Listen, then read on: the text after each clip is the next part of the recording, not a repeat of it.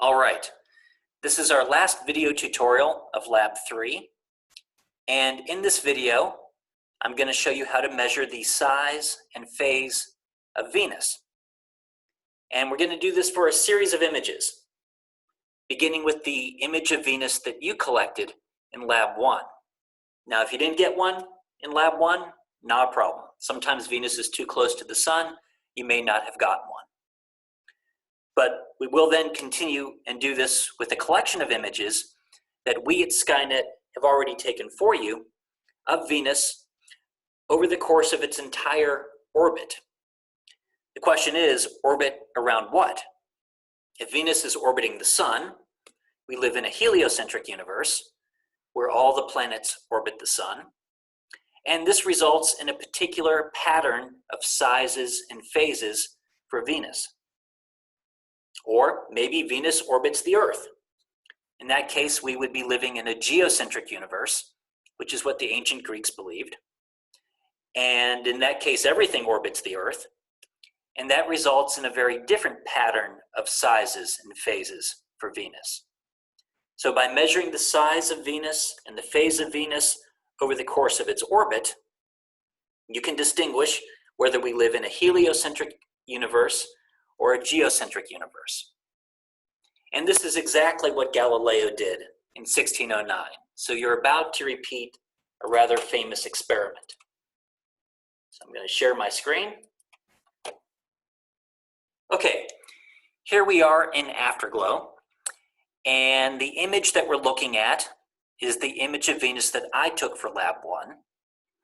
And you can see I have a series of images, 7 other images already loaded.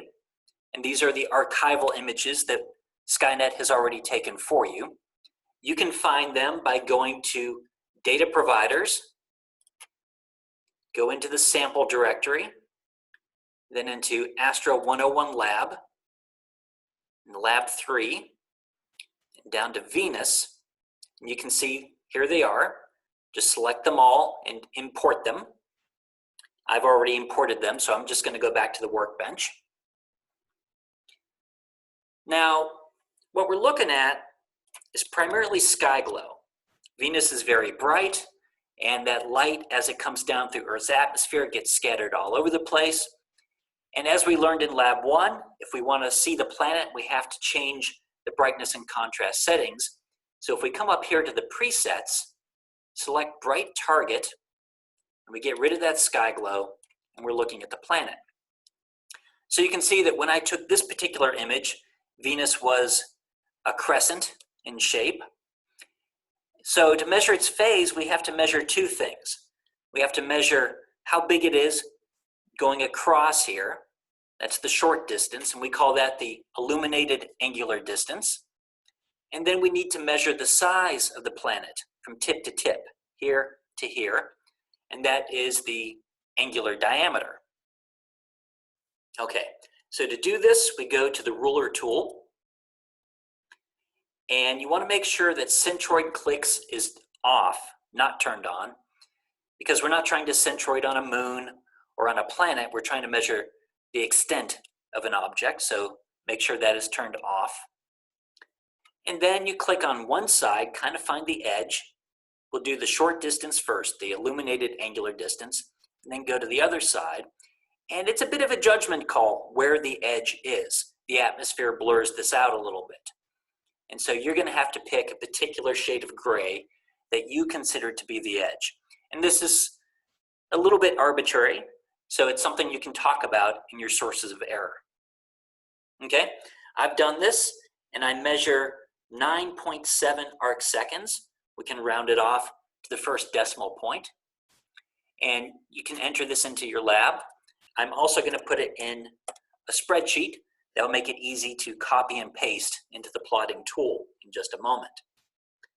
So 9.7 arc seconds is the illuminated angular diameter in my particular image. You'll measure something different in yours.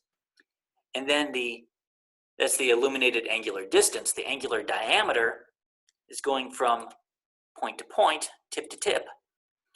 And here I measure 31.4. So I'll enter that there. And the phase is just the small one divided by the big one. 9.7 divided by 31.4. And so in this particular image, I measure a phase of 31%. Okay. You'll need to do all of these. I'm going to do one more, and you can do all of them yourself. So let's look at this last one here, Venus 7. Again, we're looking primarily at sky glow. So I'm going to go back to the display settings and set it to bright target. And actually, if we come over here to the gear and select sync display settings, that will set all of your images to bright target. So you don't have to go back and do this image by image. Okay, let's zoom in on this. So it's very crescent in this picture. We'll go to the ruler, measure the illuminated angular distance going across here. I got 6.8 arc seconds. Put that here, 6.8. Then the angular diameter going from tip to tip. And I measured 50.8 arc seconds, so it's larger in this image, which means it's closer to Earth when this particular image was taken. And that implies a phase of 14%. Okay. Now, you'll want to do this for all of the images and then go to the plotting tool, the graphing tool. And we'll want to select the Venus option. And here's that graph that you saw in the background section of Lab 3. So what are we plotting here? On the x-axis, we're plotting the angular diameter of Venus. And this is measured in arc seconds. Want to be sure to have the unit in there. And on the y-axis, we're plotting the phase. And this is dimensionless. There's no dimension to the phase. It's a fraction.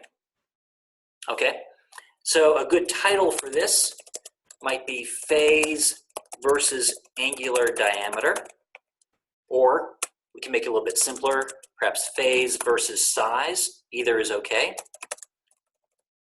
Of Venus.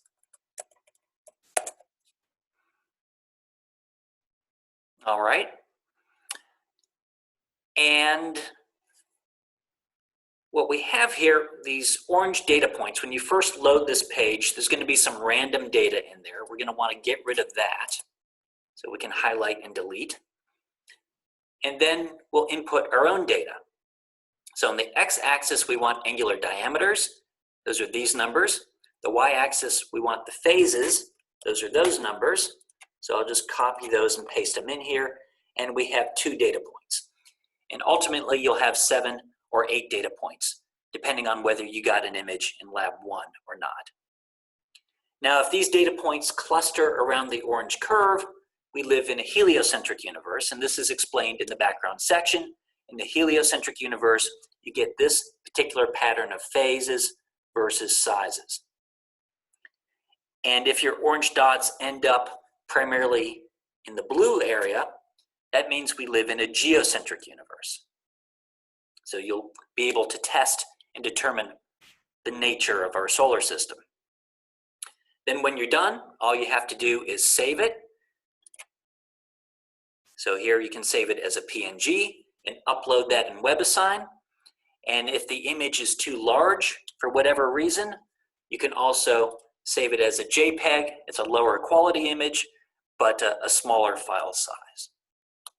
Okay, that takes us to the end of Lab 3.